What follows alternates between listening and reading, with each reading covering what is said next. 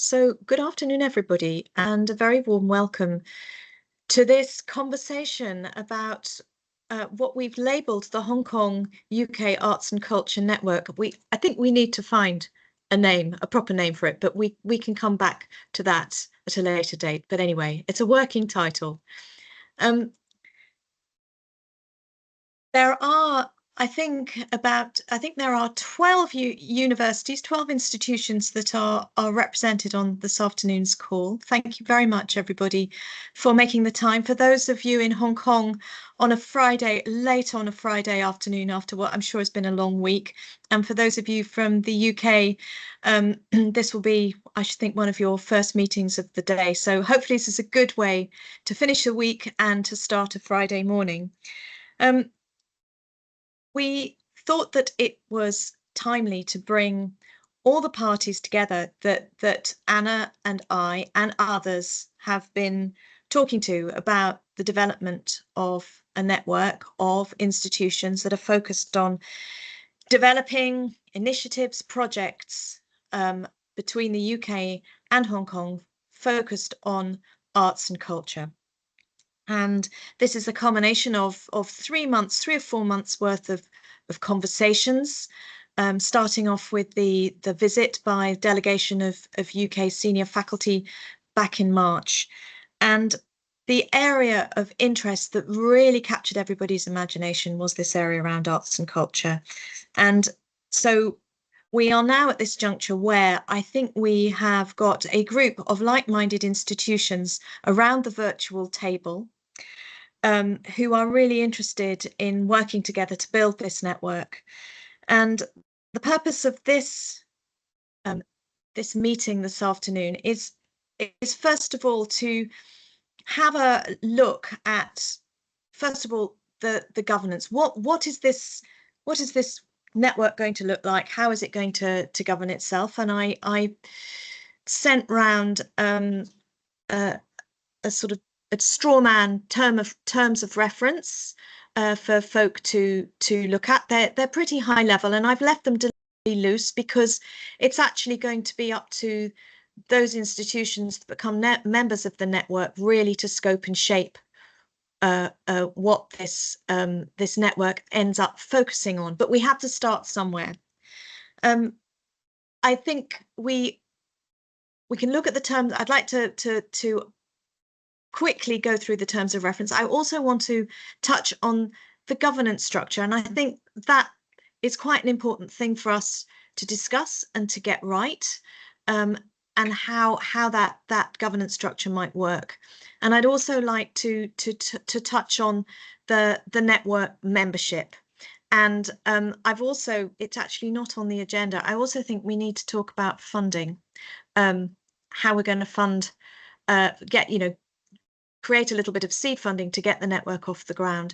And then I think if we have, I really hope that we're going to get to talk about the first thematic area, which I think is already in development, and both Derek Collins from Hong Kong U and David Oswell from Goldsmiths University have been giving this some considerable thought, and I shall be handing over to them to talk about that further. And the final thing on the agenda is that we hope to hold a workshop in London at the end of October to start to develop that first thematic area, and also to nut out any other aspects to do with the network that we think would be best resolved in a face-to-face meeting. So anyway, that's enough background. I'm just going to put up very quickly a set of slides which briefly summarizes the mission, the vision of the network. And I hope you've read the vision. So this is just a summary.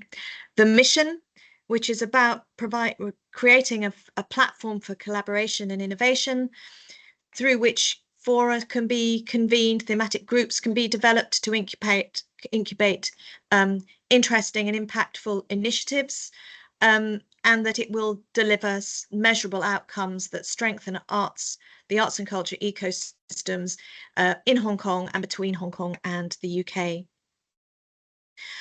And I've listed a set of objectives, which again are in the terms of reference, which again they're pretty high level, but you know, please feel free to contest or query. So I would like to know whether are there any comments, any queries, any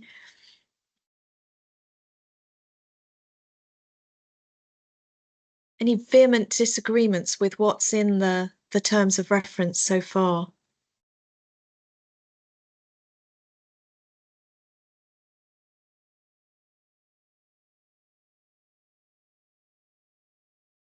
Okay. Well, I know it's quite difficult on a call like this when there are so many people.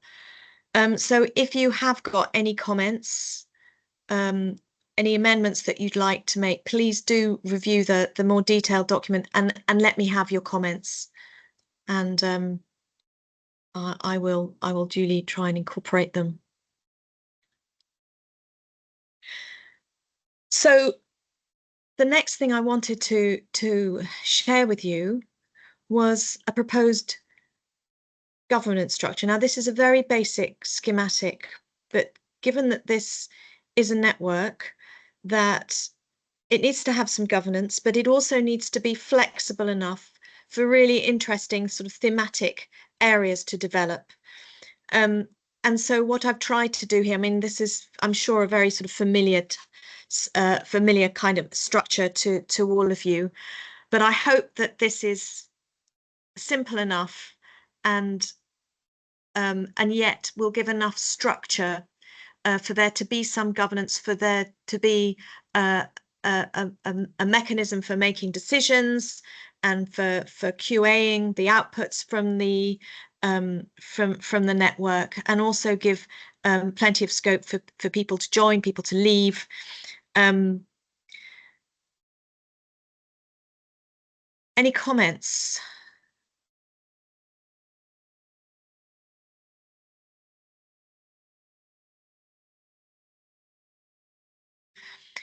Okay, well, I'm going to make a suggestion that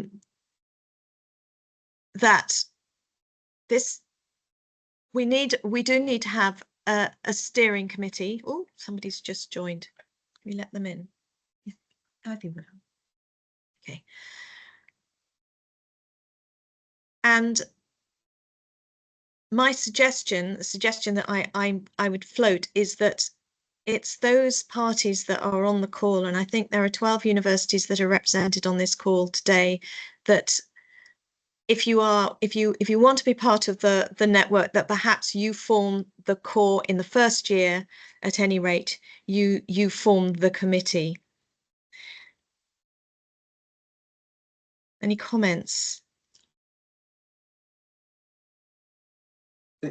Yeah, I mean, I think that's a really good suggestion, Susanna. I mean, not least, I think we should be led by the enthusiasm in the room and those who are demonstrably committed to this as a program of work. So I would certainly have that as a starting point, and then there might be some kind of detail in terms of some of the further discussions, some nuances, but we can pick up on that, I think, in the steering committee as we progress.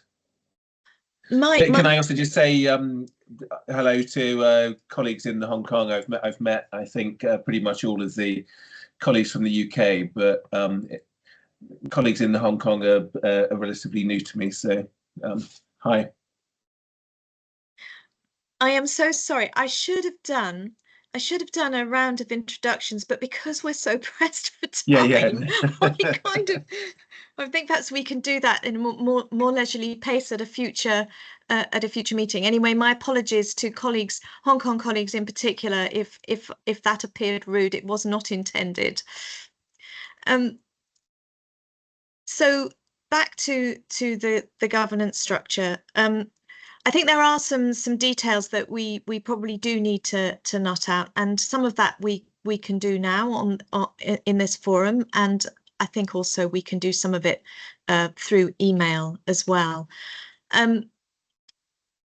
The steering committee is going to need. I'm going to come back to talking about how we chair this in a minute, and I just want to sort of go through the layers here, so that colleagues who I might not have spoken into in such detail kind of understand where this is coming from. This network needs some kind of secretariat support, and the British Council, we at British Council, we can offer a limited amount of support to get the network up and running, and we will certainly be, you know, take an active role in terms of, you know, making connections, bringing new people to the party, that sort of thing.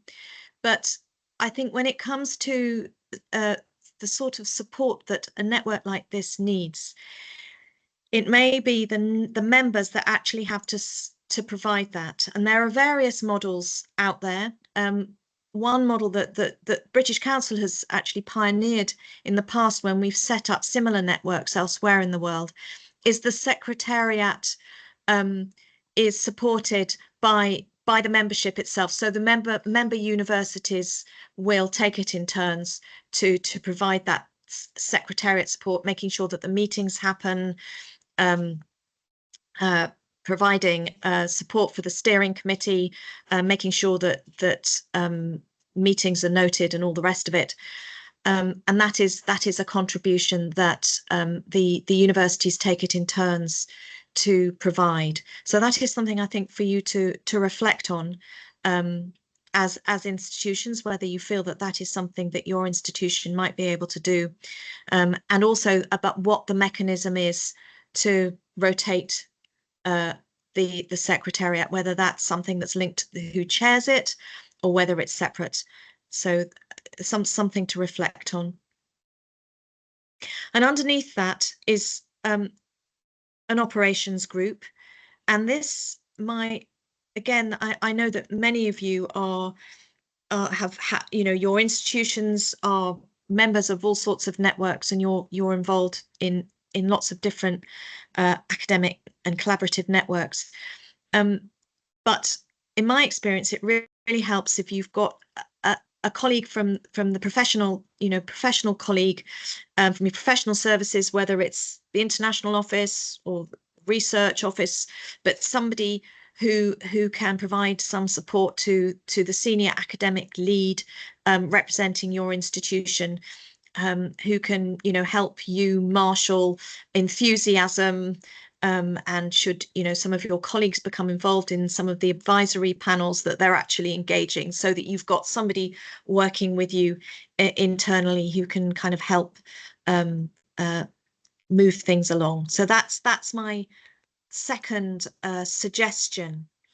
I'm going to pause there because I've said quite a lot. Any comments, reflections?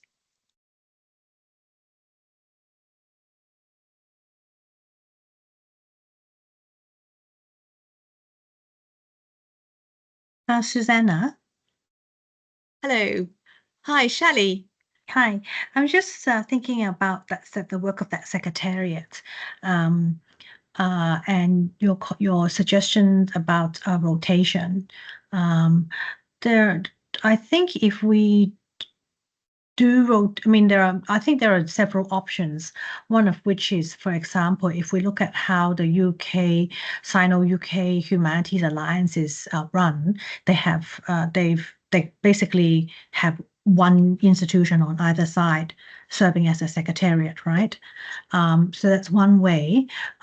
If we do a rotation, we may want to do it for more than 12 months, because oftentimes when you're planning something, you're planning 12 months ahead of time. So whoever is planning it actually won't see see through the execution because that you need so much lead time. So if we do a rotation, I think 2 years or even 18 months at least would be a better option than a 12-month period. Yeah. Any other comments on that? I think that's a really good point, and probably relates back to. Okay. Any other comments before I move on?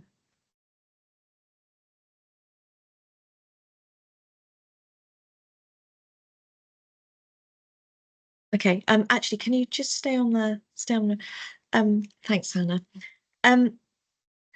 The final thing I wanted to say before we move on is to talk about how, and I think this is linked to the Secretariat actually, is how this is chaired. In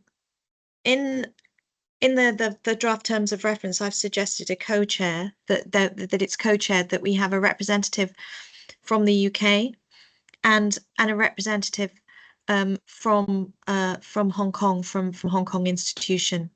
And I have a proposal to make, and this is kind of largely based on the emerging the first emerging sort of theme for the network. And some of you will have been engaged in some of the conversations that we've been having around the sort of the first thematic area, and I have shared details of this when I briefed colleagues on the call. And the first area that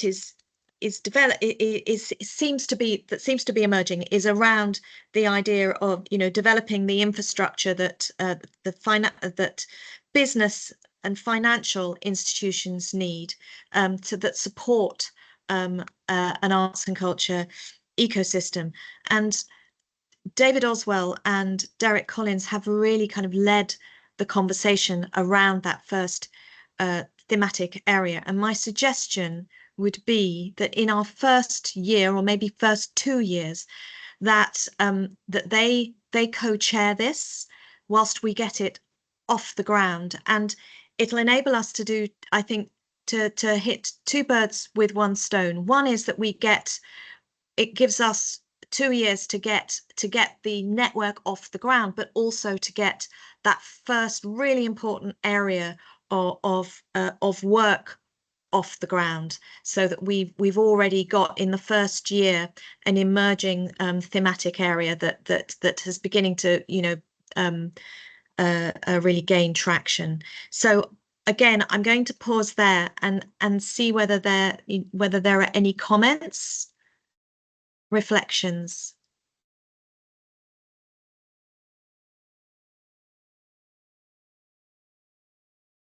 Hi, Susie. Can I just chime in a little bit? We haven't really spoken on this call anyway about the vision, but I did want to just give people a sense of why we've chosen this particular area to start and why this sort of makes sense. I mean, many of you might have just read that the Tate just announced a £150 million campaign to raise funds so that they can continue their programming, exhibitions, and research in perpetuity. This is a very American-style fundraising initiative, but it just gives you a sense of how timely the question about how do we fund cultural activity. I mean, that's essentially one of the reasons why we've even sort of brought this network together to begin to think about what we can do that would benefit both the UK and Hong Kong. And one thing that's very apparent in Hong Kong is, although there's been a lot of investment in the cultural sector, there are absolutely going to be issues going forward about how, I mean, whether it's West Kowloon or the LCSD run museums, or whether it's other cultural institutions within Hong Kong, how do they think about financing their activity in a sustainable way? And are there new models out there that we could explore as academics, as representatives of academic institutions? Are there models out there that might engage corporates in the private sector as well as the public sector in new ways? And so one of the, to me anyway, although we have many ideas down under our vision and under our potential mission statement that involve other activities, it seems to me thinking really hard initially about how we might help the cultural sectors innovate, how we might learn from the UK, how the UK might help us, on the other hand, in Hong Kong, develop new models, or how we can learn from, any institution or any collaborative model in the world that's making sense. How do we learn from that and then do something that we think will benefit both our institutions here in Hong Kong as well as in the UK. Out of that, however, out of that kind of discussion and ferment, I believe, will come lots of other ideas for how we fund individual projects, lots of other ideas for how we might fund different activities, lots of opportunities for technological innovation to intervene. There are a lot of interesting things going on in the cultural space with technology that are able to bring, for example, corporate and cultural institutions together in new ways that they've just never imagined. So my high-level bird level overview is that there's a lot of work to be done. But I think if we go right for the jugular and start with the kind of the financial underpinnings of cultural activity, really understand what's possible, understand where the challenges are, or where the where the bottlenecks are, and kind of focus on that, I think that gives, to me, a lot of impetus to some of our initial activity. It doesn't mean to exclude anything else. There are many, many other wonderful topics that we've included and that we want to get to. But I do think, with Hong Kong being a major financial center, London being a major financial center, it's as if we have similar ingredients, similar sort of nuts and bolts in place. And I think it would be tremendously exciting if through this network and this initiative, we can actually propose new innovative ways to bring financial resources from the private sector to the public, or to maybe rethink how we're allocating money publicly as well. And so it's really, that's the background for maybe why the focus on cultural finance at the start. Thank you, Derek. Are there any comments, any responses? Please just take your microphones off and do. Vincent. Hello. Sorry, there was a mistake actually. Sorry, but it sounds very sensible and exciting to me. I think that's a good way to think about it, especially since we are starting this new initiative. I think it's good to have the big picture before we get to the initiative. Very sensible to me. But that was a mistake. Sorry. No, I'm really glad. That's a good mistake. Thank you. I'm not. Quite all right. Yeah.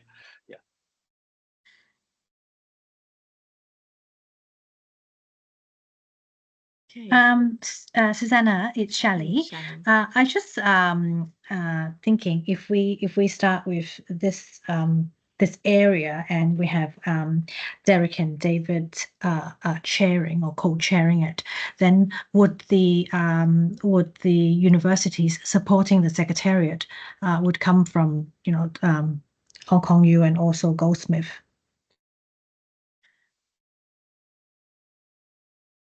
Is that how it might work? Because it would be very odd if it was another university.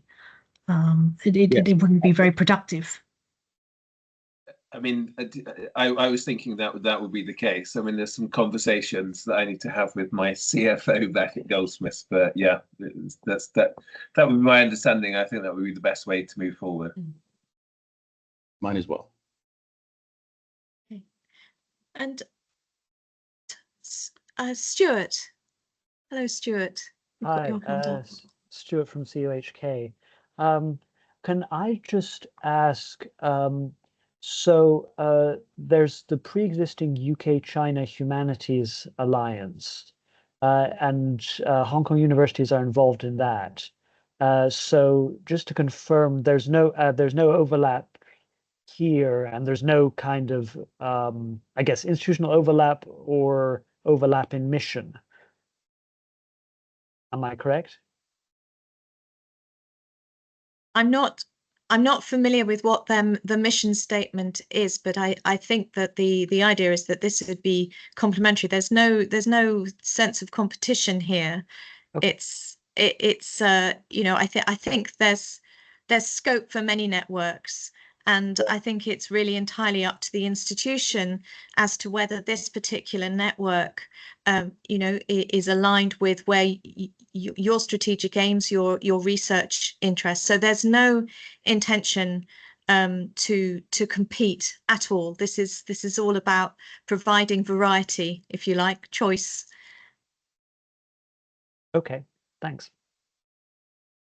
David. Yeah, I mean, I think intellectually there will undoubtedly be a crossover with the alliance that you mentioned, but also with other associations and intellectual agendas. I mean, I think, you know, that has to be taken as read. But I think concretely, when you look at the thematic areas, which I think is probably on the latest slide, Susanna, isn't it?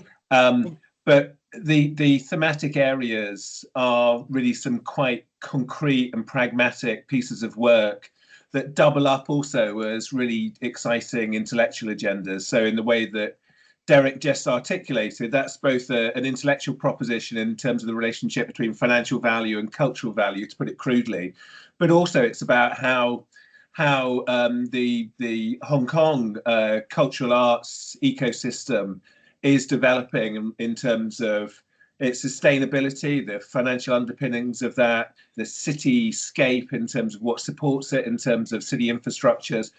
And then the advantage of this consortia would be that we would then learn across the Hong Kong with London and then across other cities from the UK in terms of how things have developed, what things to progress, what the connections are, what supports what, in terms of really developing the understanding. So I think there's actually, you know, some quite concrete, empirically focused bits of work that will kind of keep this really quite tight.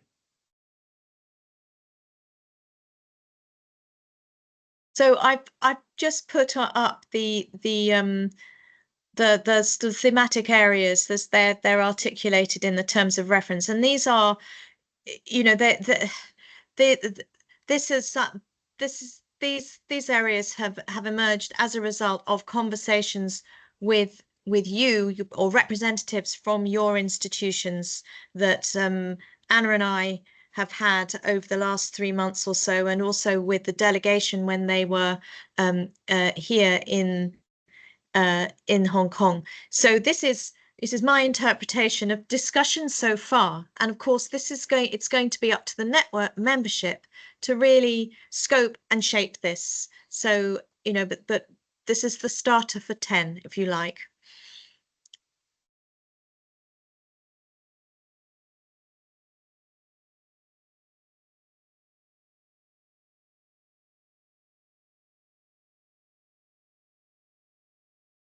Okay, anything on anything more would like to add on the thematic areas, on the sort of first priority area?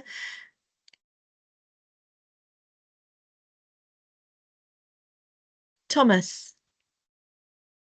I was just going to come in partly just to say hello, and I'm Hello. joining this group for the first time. My name's Tom Roebuck from the University of East Anglia, and just to say I'm in full support. I mean, I think this sounds absolutely you know, fantastic vision starting point, and these thematic areas really, really good. I particularly like the idea of this foundational element of focusing on the financing models. I think what I was just going to say is also kind of from our perspective in the east of England, I think we would have a lot to bring to that as well. I mean, obviously we've got the kind of London, Hong Kong sort of point of comparison, but I think it will be really interesting also to get in the other kind of UK cities in terms of sort of thinking about what kinds of models have you know, working for them, or what kinds of perspectives they'll have to bring on that. So I think that's going to be something in my institution I can already see people getting really, really, really excited about and kind of wanting to bring to this collaboration. So yeah, no,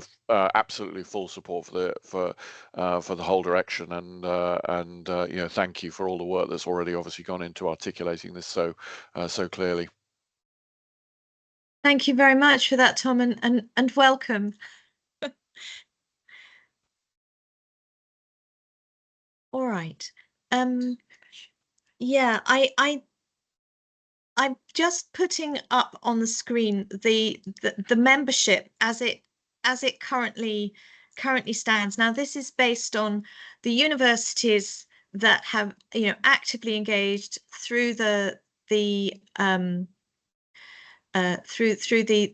visit to Hong Kong, and who engaged in the roundtable discussions that we had when the UK delegation was here, and on the conversations that Anna and I had subsequently with Hong Kong colleagues.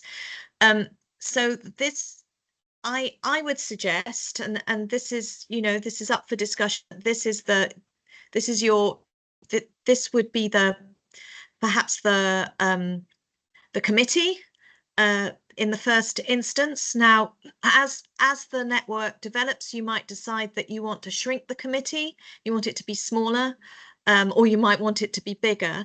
And I think there's also a question around, you don't necessarily, institutions can join the network, but they might not necessarily sit on the committee, though I think that may be slightly contentious. But the challenge is, if we want to really grow the network, the committee can only be of a particular size, otherwise it's going to be slightly unwieldy. So I know this is sort of boring nuts and bolts, but I think it is worth considering this right now at the outset, before you really get into the interesting stuff and then come up against a roadblock which has been created by not getting the governance right.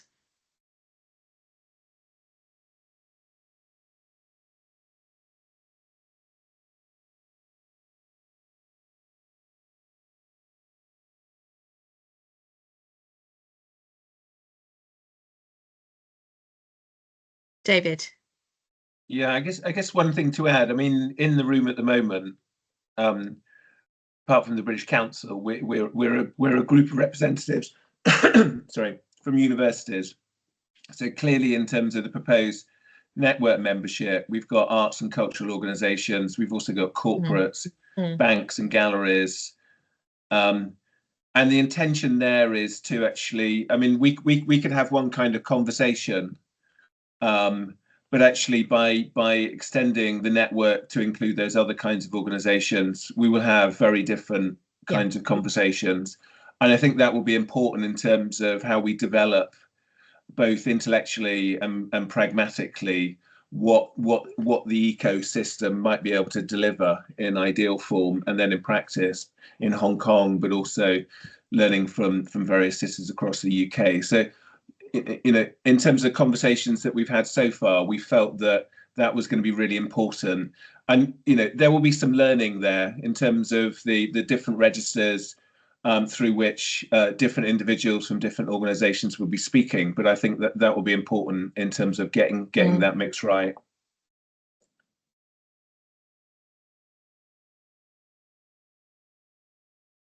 Okay. But I think there might be a little bit more work that we can do around the sort of the steering committee structure.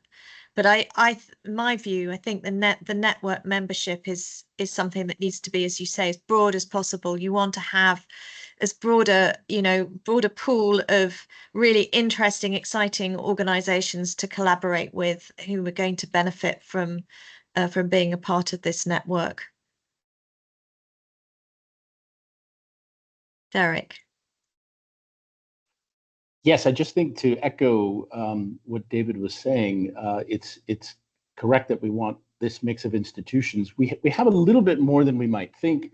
I myself am officially connected to West Kowloon as a representative on their consultation panel, but I also want to open this up. It's not so much that we have to have corporates and banks sitting in every meeting that we hold. We just have to have close associations with them, be able to bring in representatives from those institutions on a regular basis. However, we can canvass both and just sort of see if there's someone there, who would be interested in actually sitting on this committee. But I think the main thing is that they need to feel welcome and very much a part of the work that we're doing, so we can dialogue with them. We need to bring them in and say, what's worked for you, what hasn't, what are the challenges you're experiencing. And so that may not be a network membership per se, but we definitely want to have a rotating sort of roster of guests that come and share with us their challenges. And I do think All three, we'll just have to see the level of interest, but on our side in Hong Kong, but we certainly know some of us at all of our institutions know someone, whether it's West Kowloon or at banks and galleries, and we can just see the level of interest to actually sit on the network or sit within the network.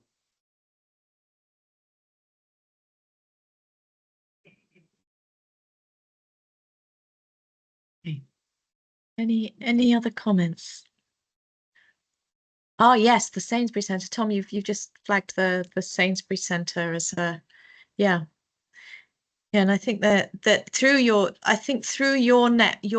institutional networks, I think there are probably some really interesting partners, potential partners to bring to the table.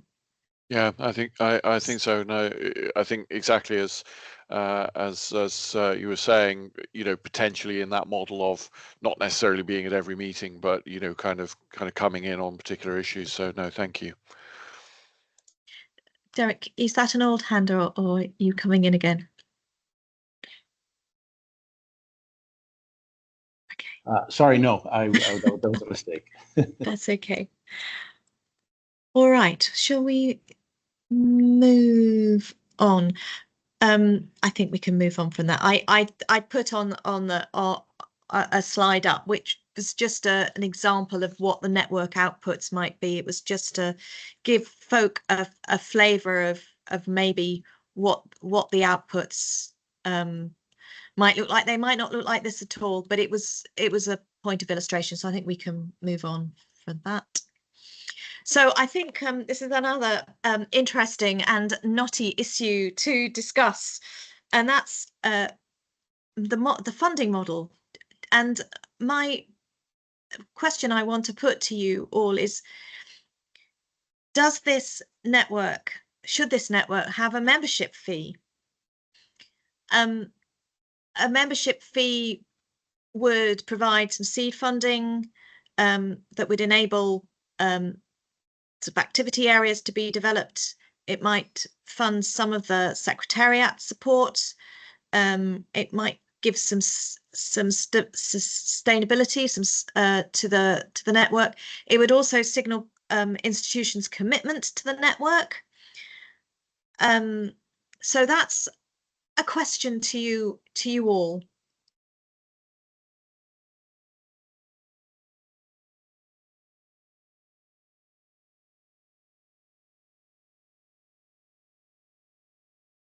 Susanna, I think looking at from how we would administer this, it would be difficult if you were to have a rotating secretariat. If you have a permanent secretariat, then it's easy to collect the fees, and for the permanent secretariat to deploy the fees, right? So if you're changing every 1 or 2 years, I can see how it may be difficult to manage those funds. Yeah, I think that's a very good point, Shally. There is another possibility if you did decide to have a membership fee, that the British Council is the collector, and then we hand that off to whoever is providing the secretariat support. So that might be another mechanism, and it's one that we've deployed elsewhere. But this is up to you to sort of give us indicators of how you'd like to do this. I mean, that might work also, but I think that we would need to come up with a very clear set of guidelines on how those funds are used, right? Because the role of the British Council is really just to collect the funds and pass it to the Secretariat. And every 2 years, let's say, you would need to clean the financial records and then pass whatever is in the balance to the next Secretariat. So at the end of the day, it's the Secretariat that is spending it, and so we need to come up with what is to be, how the money is to be deployed. Well, I think yeah. Perhaps at the beginning, we may not, until we know how the funds would be used. Maybe it's not necessary to consider this for at least the first 6 or so months. Mhm. Yeah.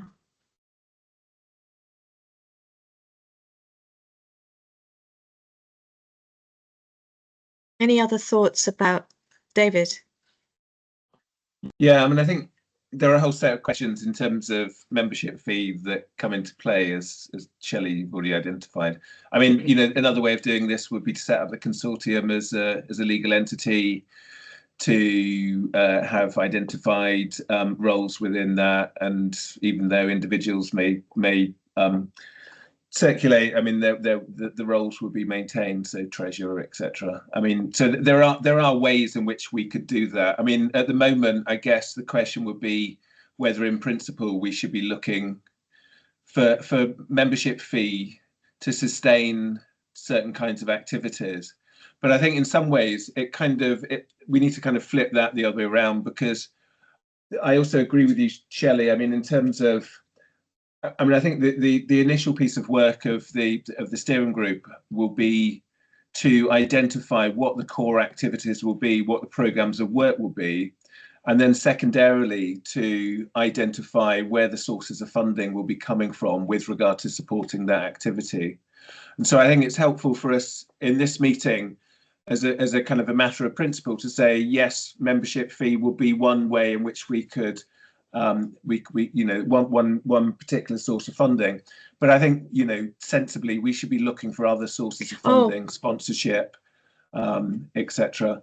But I think in principle, I think a membership fee is a good way of actually moving forward. I mean, not least because it kind of locks in a commitment, really from the get-go. But I get, this will also be one of the first questions to be answered by the steering group.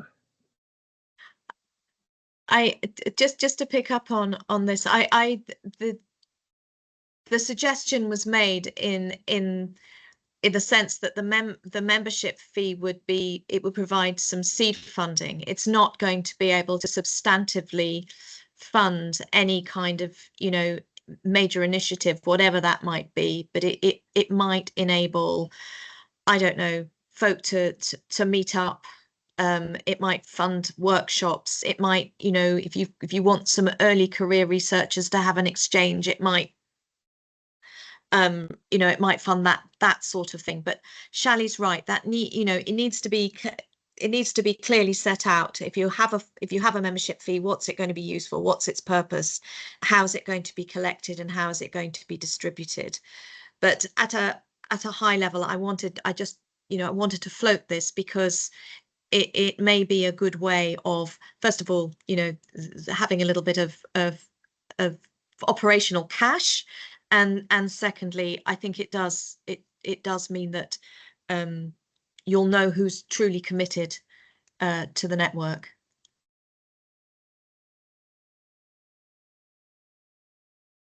Hi, Rebecca. Hi everyone. I'm Rebecca King from Loughborough University. Nice to meet you all. I just wanted to say I think I really agree with everything that's been said. I think it's really sensible to have a funding model behind this. I don't think we can have this type of network without any cash in it. So I don't really mind at this point what that model looks like. I think we just need to we need to get it going really and work out what it is that we want to do, and then whatever that model is. But I think in my school we're members of networks all over the place, and we pay to be in those networks. So I don't think that this is an unusual or awkward ask. I think the difficulty is more around who holds the administrative side of that. But in principle, I'm really supportive of it, and I think it shows commitment to the network as well if we're willing to put a bit of money into it. Okay, thank you for that, Rebecca. Any other comments? Vincent, hello. Yes, hello. Yes. Yeah. No. So I also agree with all the ideas now on the table about this about membership fee. However, I was thinking about my own institution, Lingnan, in Hong Kong. I think administratively it might be. Well, I think usually when they disperse fund, it will be for specific projects and activities. So if I were to present it as membership fee in a group such as this, I think the university might have a hard time. Like there might be it might be difficult to get the university to disperse that that money, because they. Yeah, usually, I mean, is it's project based. So actually, it's kind of going back to what David said earlier. If it's presented as this is going to be a financial contribution to specific activities, then it might, at least administratively, it works so much more straightforwardly than simply say, oh, like we want to pay this certain amount of money into the group as membership fee. Yeah. So presentation is going to be really important, how this is. Yeah, so I think that, no, I like the idea. I think the idea of it sounds very sensible. We want some seed money, we want some financial stability in the group, but I don't know if just, the pragmatics of it, at least in terms of my university administration. Yeah, I don't know if that's going to work very easily. Okay, well, thank you very much. That's really good feedback, and we'll take that and think about it. Tom. I just to sort of agree. Well, I agree with everything that's been said, but just to sort of agree with what I think the gist of what you're saying, Vincent.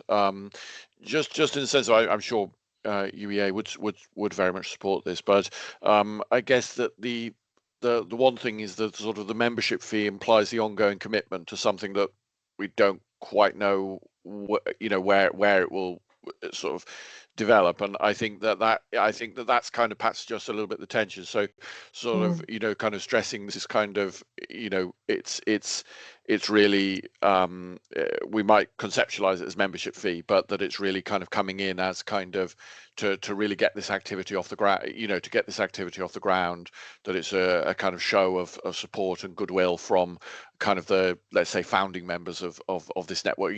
That kind of language, I think, will just help to kind of explain what it's for and give it that, as Vincent's saying, that project orientation. But yeah, I think it sounds like it is an absolutely necessary step. So it's just a question of how I present it. I think this goes back to hooking it into the first activity area and making that quite explicit. Yeah, absolutely. Yeah.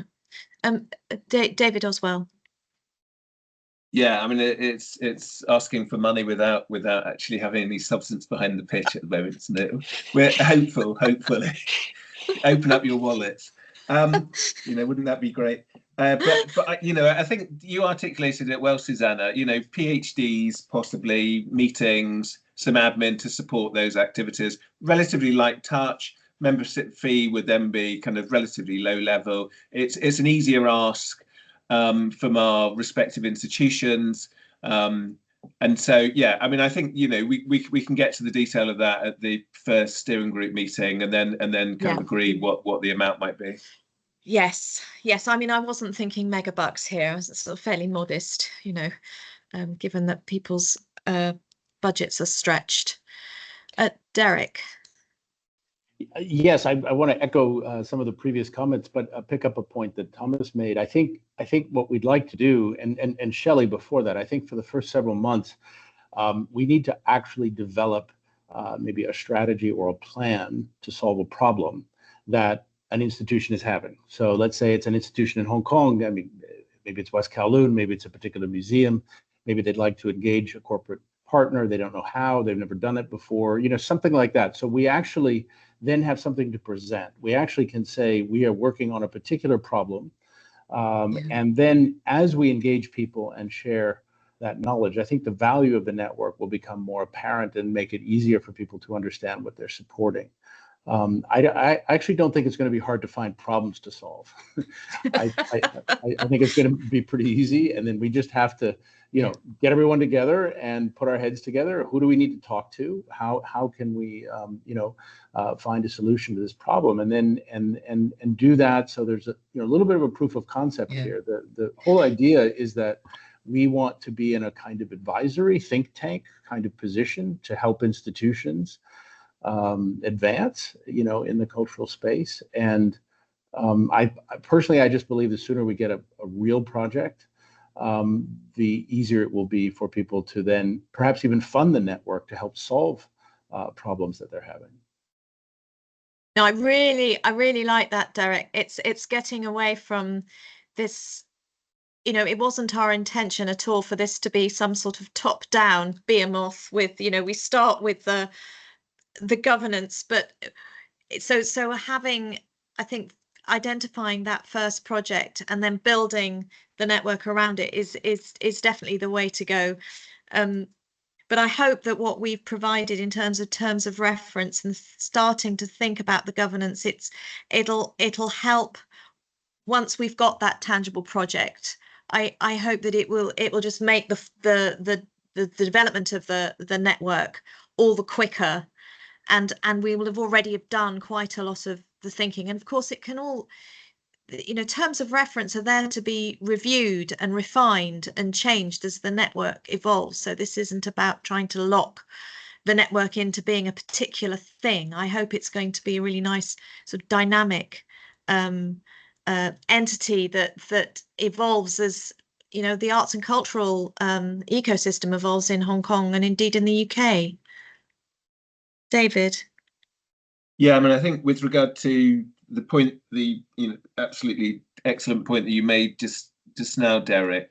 I mean, I think there's also probably some initial kind of mapping to be done in the Hong Kong context, and then also kind of looking at kind of parallels in the UK, just in terms of what those problems are, and then also understanding how we might be able to model those. And then in terms of being able to capture them. So I think that also we need to have some funding in terms of doing some of that kind of pilot kind of work. And that will also be good just in terms of pitching outwards to new potential network members and getting some traction.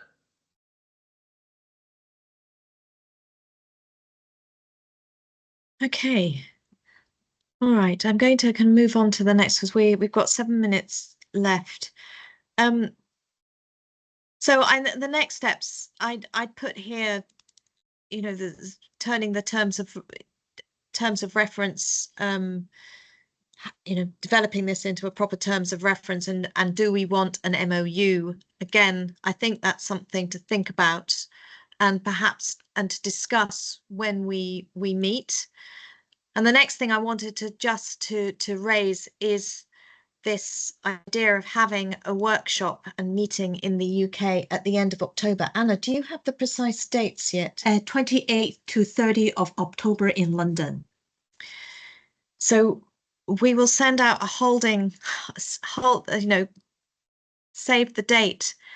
What we hope to do in London, and this will be at the Queen Elizabeth Conference Centre in Westminster, is around a conference the British Council organises for senior faculty. It's a global conference. We want to hold an inaugural workshop for you, for the network, so that you can nut out your first area of activity, and we can also work through things like terms of reference. By then we can have decided whether or not you want to sign up to an MOU. I suggest that we probably do want to have something in place, some written form of commitment, and that we would like to work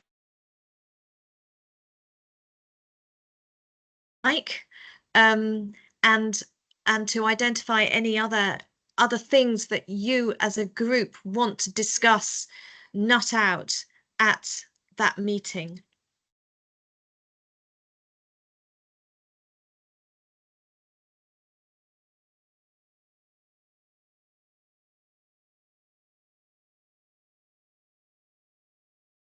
David?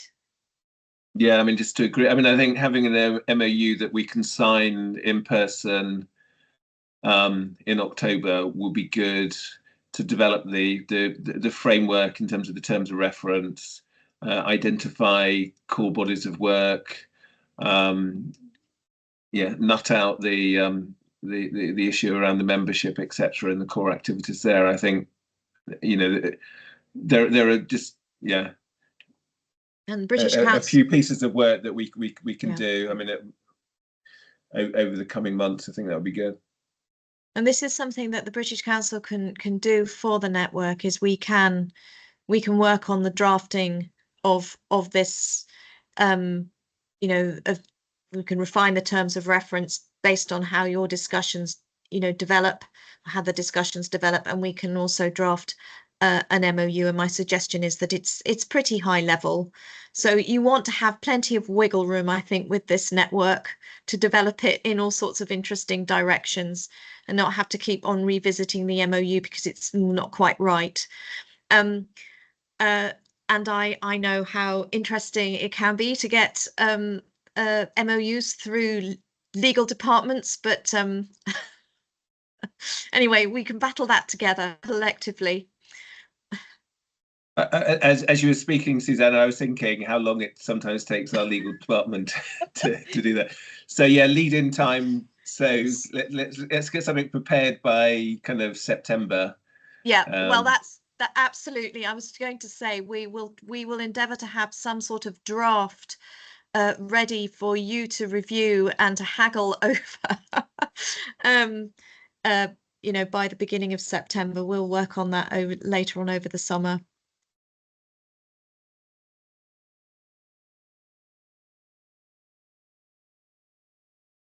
Okay.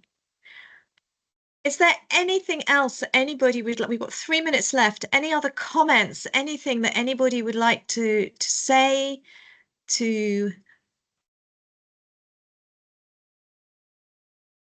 I think this is a really exciting piece of work and a really exciting proposition, and I think it's fantastic having so many people in the room. And I also just wanted to thank you, Susanna, and your team from the British Council in getting us to this stage. It's really, really good. Thank you. I see Inga. Inga's got her hand up. Hello, Inga. You're on mute, Inga. I can't hear you.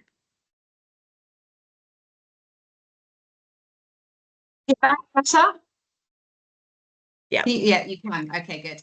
I'll take off the earphones and it seems to work. I just wanted to say thank you so much for the invitation for me to join here representing Brunel University. This is all extremely exciting.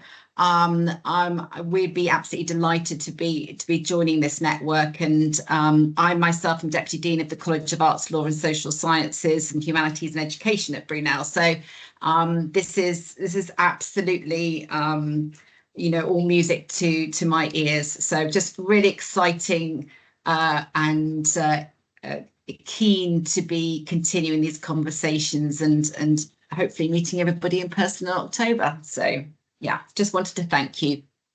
Fantastic. Thanks so much for joining, Inga. It's lovely to meet you.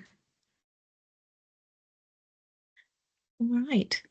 Just to echo David, if I may, and Inga, I just want to thank everyone for their interest and for participating. I do think this is exciting, and there's a lot that can be done. And there just seems to be no network with a focus on the areas that we're looking at in particular.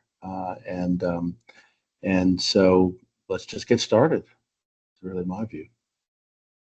All right. Well, we'll get some notes circulated, and I think there may well be the need to have some side conversations over the course of the summer. So we can help set those up and just keep the momentum going. Thank you so much, everybody. And if you're taking holiday soon, have a great holiday. Have a good summer. Thank you. Excellent. Thanks, everyone. Thank you. Thank you. Thank you.